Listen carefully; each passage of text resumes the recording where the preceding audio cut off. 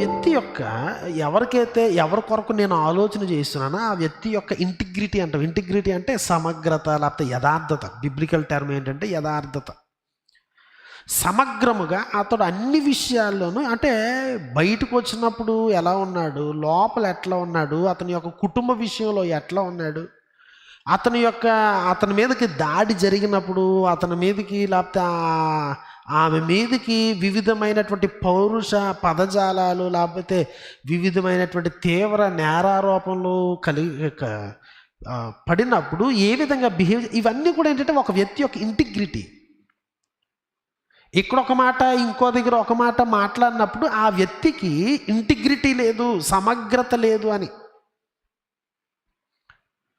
So నేను integrity సంబంధించినట్టు లేకపోతే ఒక వ్యక్తి యొక్క క్యారెక్టర్ని ఎవాల్యుయేట్ చేయకపోతే, వ్యక్తిత్వము యథార్థతలను అంచనా వేయకపోతే ఎంపిక చేసుకోవడం అనేది క్రైస్తవునిగా అసాధ్యం. ఇదే కాదు, ఏ విషయంలోనైనా,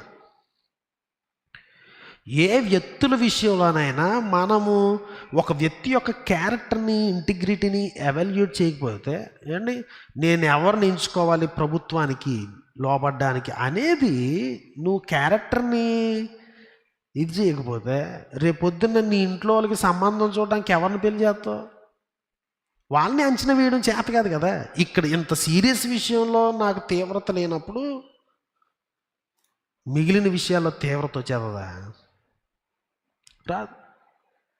నీతి గల పెదవులు రాజులకు సంతోషకరములు, చూడండి, యథార్థవాదులు వారికి ప్రియులు.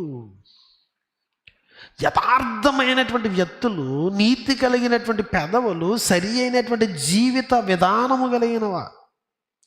కాబట్టి నాయకత్వ పాత్రకు వారి అనుకూలత అంచనాలు వేయడానికి అభ్యర్థుల యొక్క వ్యక్తిత్వము, సమగ్రత, వారు గతకాలంలో జరిగించినటువంటి చర్యలు, ఇవన్నీ కన్సిడరేషన్లోకి తీసుకోవాలి. అంత టైం ఎక్కడ ఉంటుంది అంటే మరి ఇంత బాధ్యత ఎందుకు?